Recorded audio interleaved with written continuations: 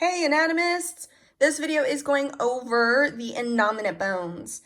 You can tell that this one being articulated that this is the anterior portion. However, it can be a little confusing when they're disarticulated and they're on their own. So I'm hoping that there's a few ways that you'll be able to take a look at it and just from being aware of the structure, know which direction the innominate bone is supposed to point. Let's start with this central region right here. This is the pubic symphysis, and it's fibrous cartilage right here. And then you have the pubic tubercle. So this region is the pubic bone. And then if we were to continue inferiorly, this is the ischial bone.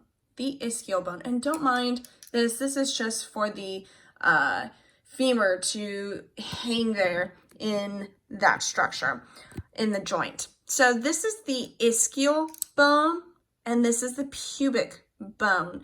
The innominate bone is made up of 3 bones, and so the other bone is the ilium. The ilium. So the ilium is the greater portion of the innominate bone. The ischium is the inferior-most, and the pubic bone is the anterior-most portion. Let's stick with the ischium just for now. We're going to start with the pubic tubercle. We're going to go inferiorly. And then there's this rough patch right here. See this rough patch? This is called the ischial tuberosity. Ischial tuberosity. And the ischial tuberosity is what you sit on. So you know if you like sit on a hard surface for a long period of time, you can feel it become achy. That's the ischial tuberosity that you've been sitting on. See this foramen that's right here? This foramen is known as the obturator foramen. So if we look from the anterior view, here's the obturator foramens. Obturator foramens. O-B-T-U-R-A-T-O-R. Obturator. Okay. Next to the obturator foramen is this little valley or kind of gully here. This is known as the acetabulum. The acetabulum, and that is going to be where the head of the femur goes into. So that makes up the acetabulofemoral joint. The acetabulofemoral joint. Let's go posterior here. Okay, we're looking from a posterior and kind of lateral view. Full posterior would be over here, but here's the ischial tuberosity. See this little notch here? This is the lesser sciatic notch. And a lesser sciatic notch points directly to the ischial spine. Ischial tuberosity, lesser sciatic notch, ischial spine. Greater sciatic notch. So the greater sciatic notch is much bigger. Goes to ischial spine. And then the lesser sciatic notch. Okay, awesome. I'm going to start from the anterior side and we'll review back towards that region right there. The reason why I want to start with this side is because it makes it a little bit easier for you to be able to orient yourself. We're going to have the pubic tubercle, and we're going to see the acetabulum right here. And then there's this bump that you see, and this bump that you see. And then this ridge. If you were to place your hands on the side of your body, like near the waist, you can feel this ridge. Feel this ridge here. And then you might feel this front bump, this anterior bump that connects to that ridge. And then you may feel, if a little bit lower, that inferior bump. Okay, those are the bumps that we're going to pay attention to right now. This is the anterior, because we're on the anterior side, superior, because it's above this bump right here, iliac spine. I'm going to say it again. Anterior, superior, iliac spine. We're going to look at it from this view. Anterior, superior, iliac spine. If we look back at the anterior view, here's the anterior, inferior iliac spine. Makes sense, right? We're still on the anterior side, And we are on the posterior spine compared to the one above it. So that is the anterior, inferior iliac spine right here.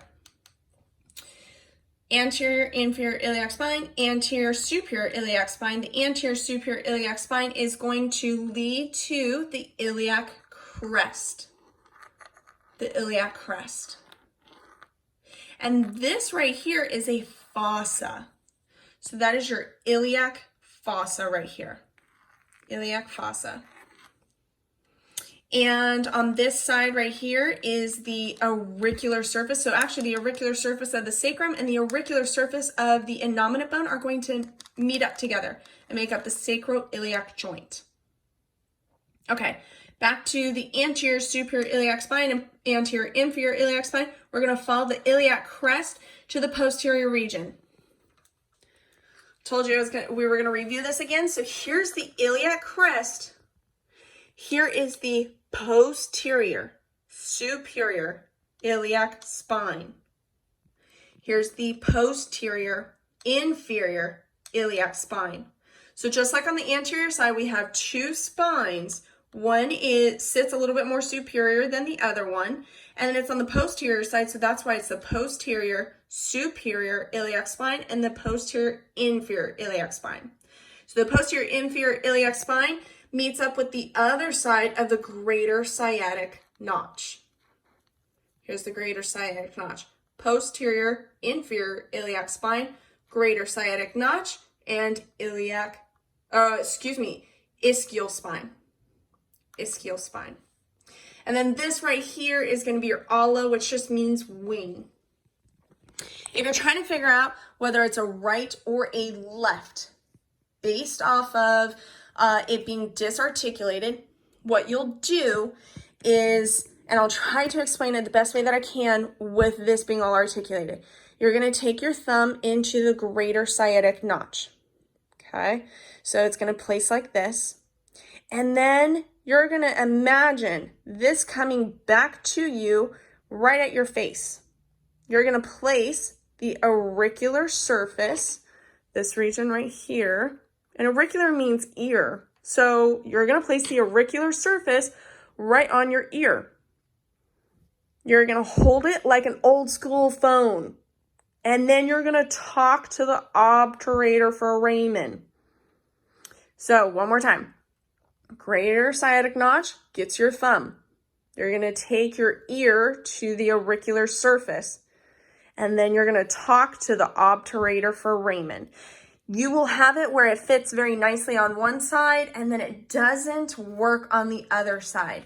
So whatever side that is most comfortable with having it on your face and talking on the phone, basically, you're going to make a phone call.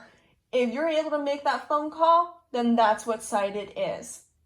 Therefore, like if I try to do it here, it doesn't quite work. Even just putting my hand there, it doesn't work. But it fits nicely where my thumb goes right into that greater sciatic notch, and then I could just pull it back to my head and place it like I'm going to make an old school phone call.